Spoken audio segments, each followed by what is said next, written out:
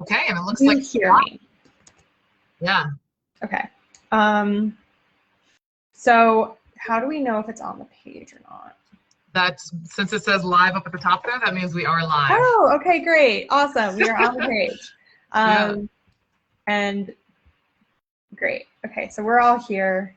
And then because I'm the host, y'all can leave. Perfect. Okay. Yeah. I'm happy everyone I figured out the technology. That's great. You did, Okay. and there are people here. Oh, wow. Okay. I Yes, see. we're live. So Oh, Matt, wow. you Okay. can take it away, I think. Interesting. There's a huge lag. Can you? Well, that's okay. Once we start, it'll be your show. So. Okay. Well, I mean, we will find out. Okay. So. Okay, so we're live. Thank you, Rita, for helping set us up. Sure thing. I'll be out here watching. Have a great time. Awesome. Okay. Hello, everyone. I'm Matt Thomas. I'm the executive director of the Paseo Project, and we are live on Facebook.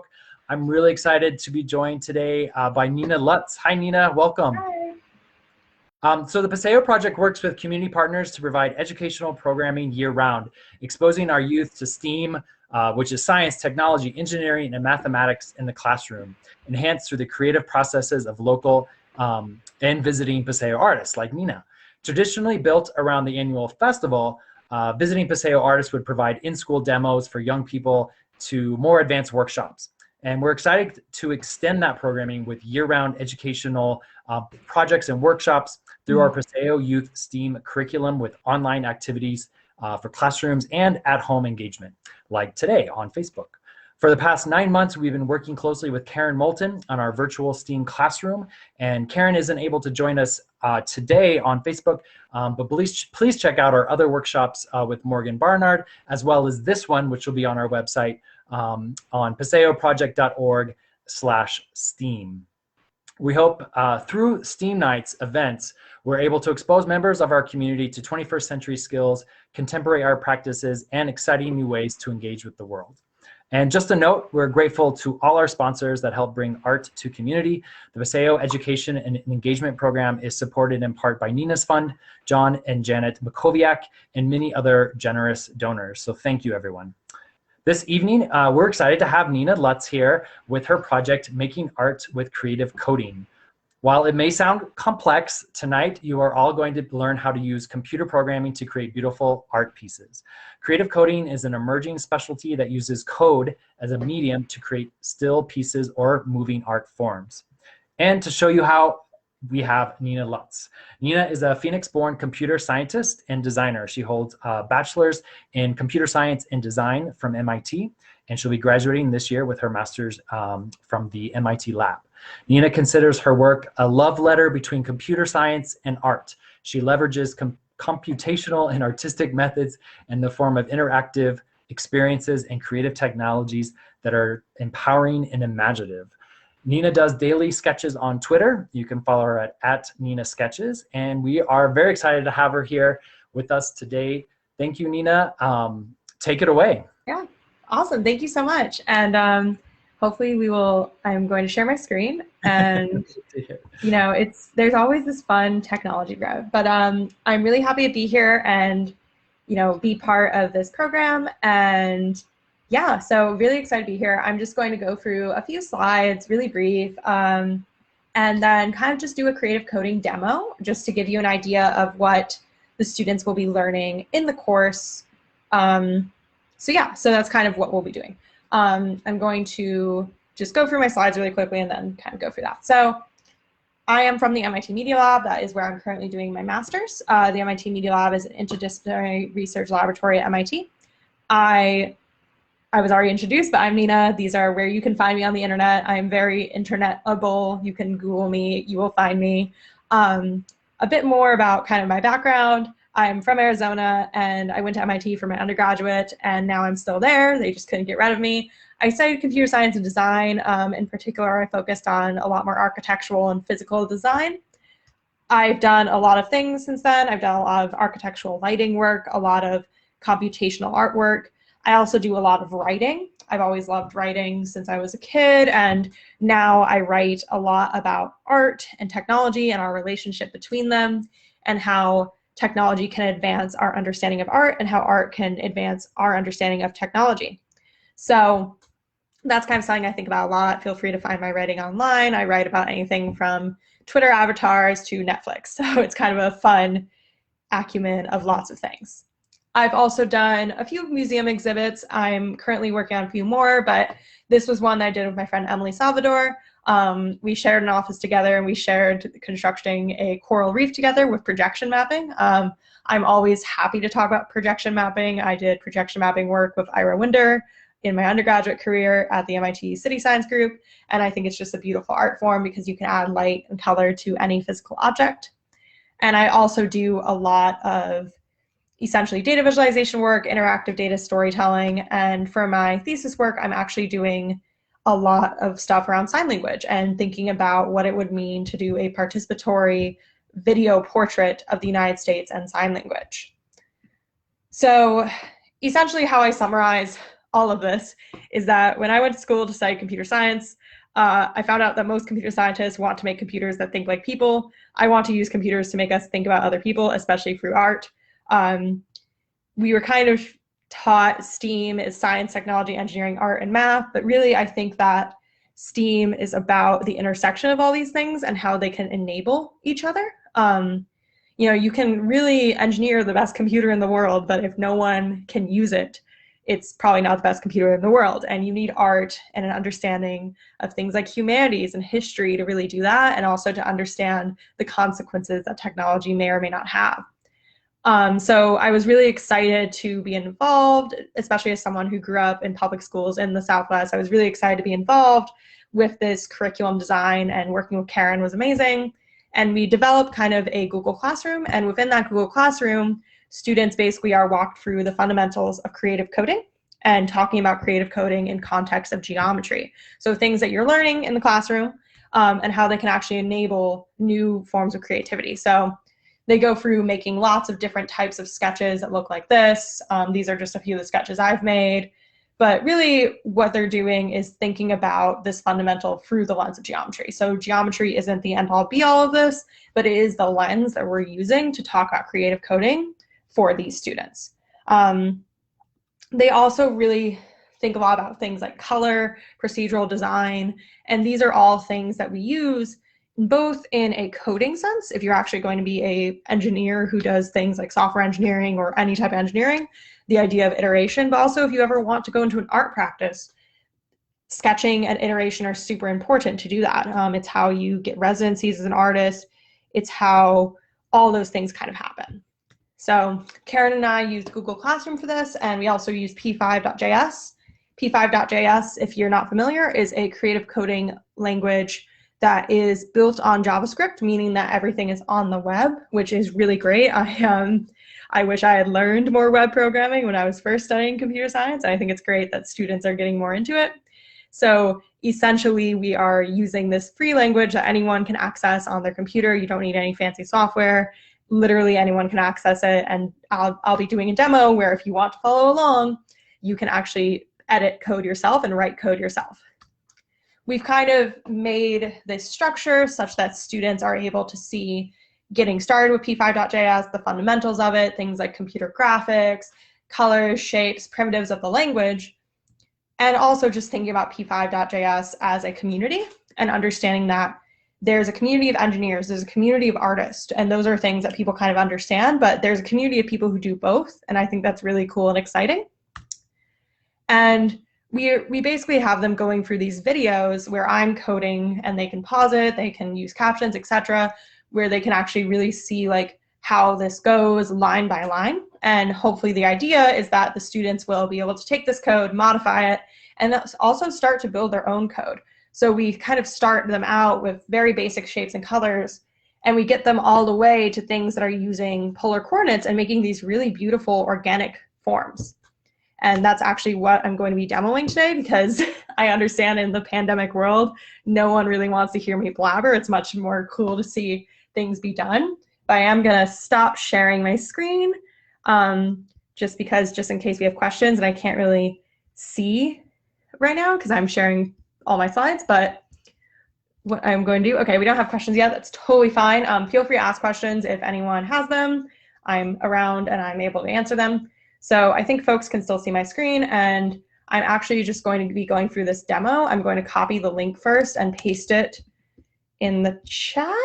Can I do that? I cannot, but I'm going to ask Rita to do it for me, to paste it in there. So this is a demonstration of a sketch that I've made that you can actually interact with in real time just by moving your mouse, or if you're on mobile, by moving your finger around your screen.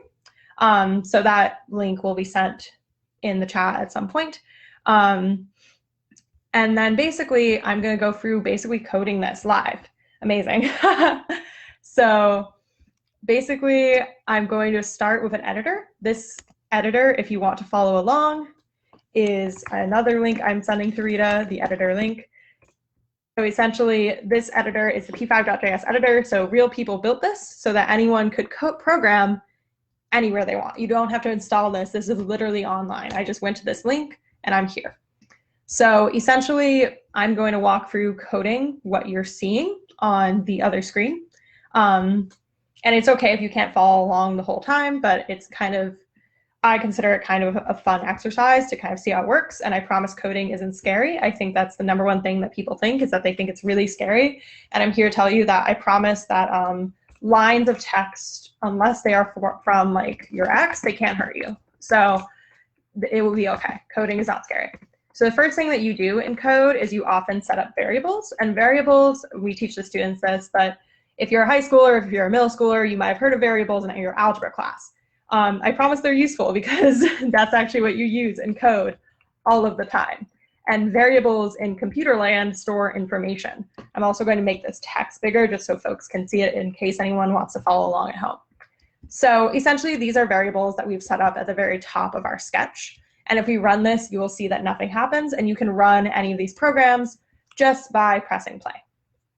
So essentially, the first thing I'm going to do is I've set up 2 variables, but I'm actually going to also set up a background color. So right now I'm drawing the background as 220, and something that we cover in the class, and if you're someone who, if you like movies or if you like anything with photography, you might have been introduced at some point to the idea of color. And computers, as you can imagine, can't see color the way that we humans do. And the way that we kind of acknowledge this is by color space. So color space, I'm just going to show a little thing on my screen. Color space is basically a 3D representation of colors. And it's often done with RGB or CMYK, which is cyan, magenta, yellow. So basically, this allows computers to understand colors as numbers because, again, computers can't natively see colors. So if you've ever changed printer cartridges and wondered why there are certain letters associated with colors, it's because we need it for computation. So what we can do in P5 is that we can actually tell the computer to put white by 255, which is the maximum color range. So color ranges in P5 and in many computer graphics languages go from 0 to 255. And again, it's totally okay if you're not like fully absorbing all of that. A lot of engineering and coding is a lot more tape than you think it would be. I spent a lot of my undergraduate on ladders taping things. And it's also a lot more just doing and trying to absorb and breaking things and absorbing that way. It's a very iterative process. So essentially, what I've done is I've set up this background that's going to loop. And we'll see how that looks in a second when I actually start drawing things. So the next thing we're going to do is I'm going to kind of start another variable. So if you are a geometry nerd like me, you know that there are 360 degrees in a circle. And then this is what we call a for loop, and we do cover this in the course, where we are going to increment a variable I all the way from I equals 0 to I being less than n, which is the variable we're using up here. And we're going to increment it in this for loop. And then what we're going to do is we're going to have other variables that are going to change and go around in a circle.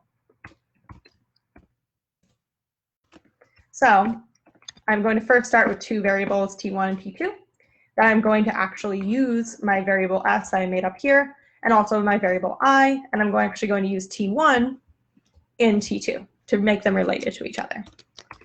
And then what I'm also going to do is I'm going to make everything related to my mouse location.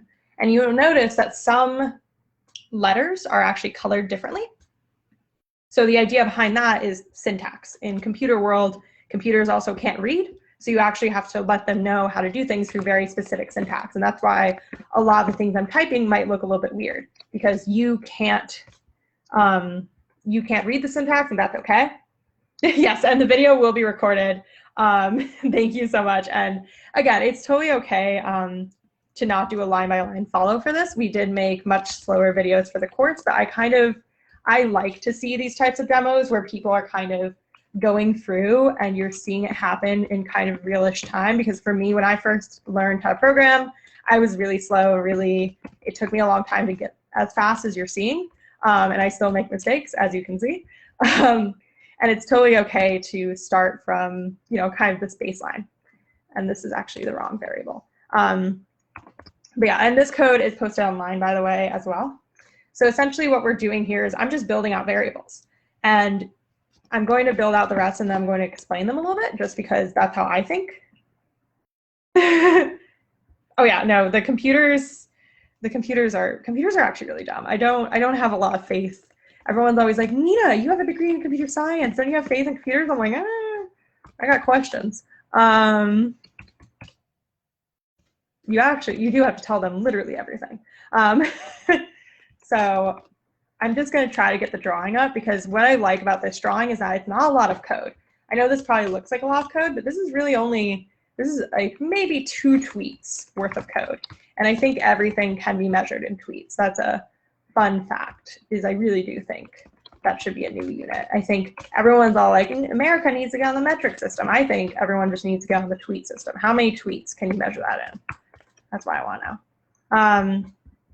Yeah, so I'm going to run this, but it's going to be a little error code. That's fine.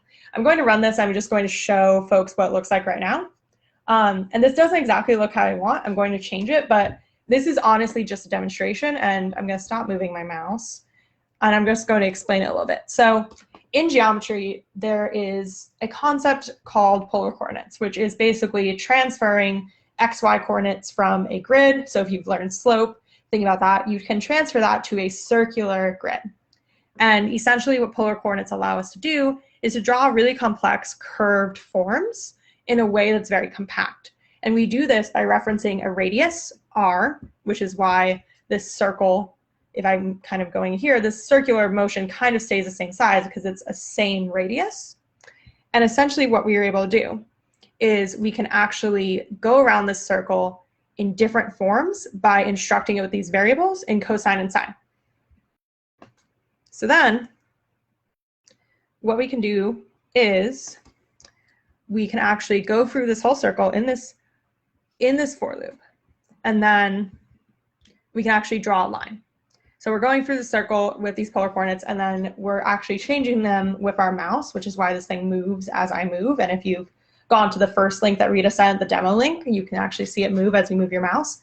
So because these variables are controlled with our mouse, that's why we see that motion, and we see these lines because we're actually instructing the computer very explicitly to change the line. So then what I can do to actually move this entire drawing is I can do this kind of magic trick where I actually increment my s variable. Because basically the rule in coding is just if things are related to other variables and if you change them, it's going to change everything in the drawing. So once I change s, you can see there's actual motion. And I'm not moving my mouse right now, but you can see that motion. And that's because I'm incrementing s. All right, one second. Sorry, I can't tell if Rita's texting me. Okay, cool. So I think we're in an okay spot. Yeah, so basically that's how you're getting that motion.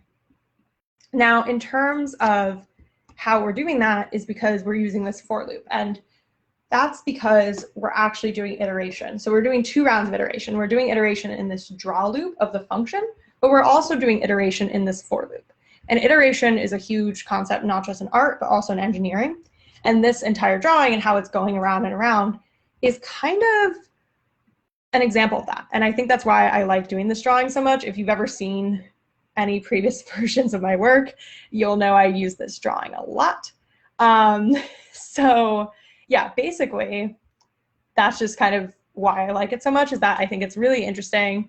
I love how you can move your mouse and you can get all these wonky curves. And I love that you can do this in like 2 tweets worth of code. And again, it's totally okay if you don't understand the code line by line. There's a reason we developed an entire course around that. Like, I think this sketch is one of the last sketches we do with the students.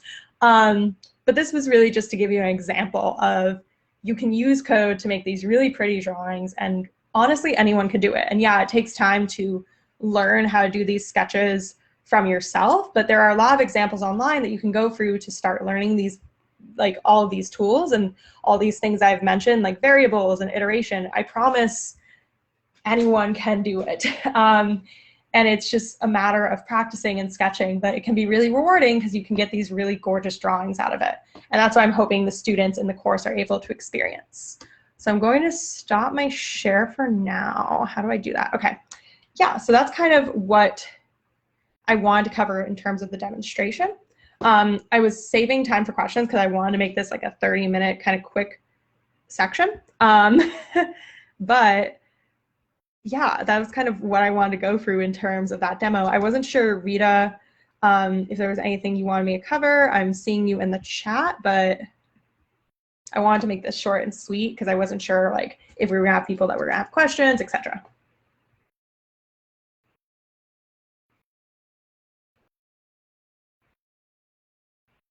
All right. Any questions? Okay, so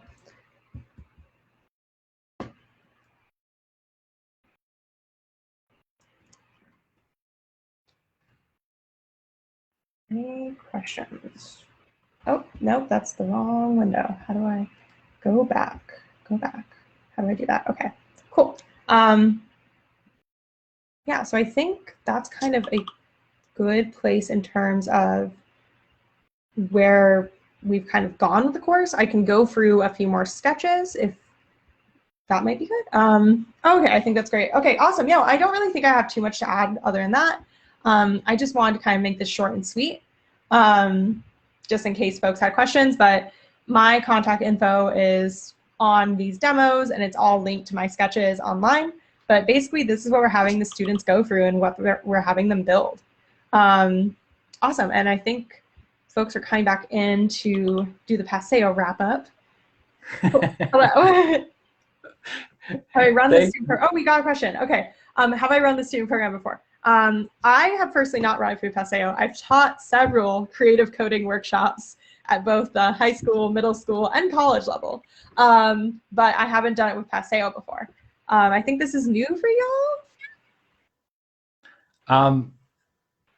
So doing coding like this is definitely new for us. We've done in-classroom demos, but this is sort of our little crash course example. So yeah, this is just a very short example. I promise that like the actual course, the examples are actually like walked through very slow, but I know that's like the evening and I wanted to just do something short and sweet for folks, just have a taste, like a commercial. Well, and Nina, I mean, our hope is to actually bring you to Taos here soon when things are safer and actually work with the students. Yeah, no, exactly. And, you know, I've done this type of work and I love doing this type of work because I think it's a great introduction to computer science for students because it's so visual. And I think that everyone has creativity.